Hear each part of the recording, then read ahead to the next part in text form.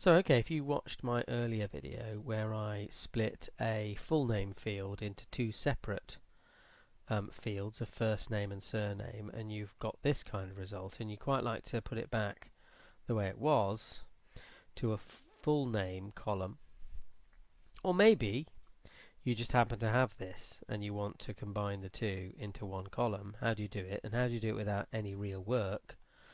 Well, first of all, I'm going to make a new column between B and C. So I'm going to right click on C and choose Insert and put the full name into that column.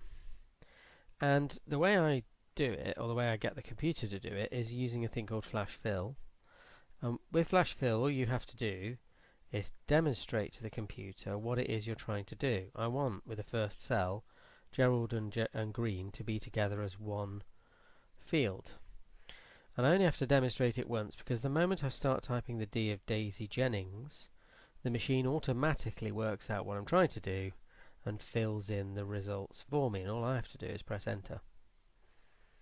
And when you scroll down, you can see that the machine has combined the first two fields, first name and surname, into one column.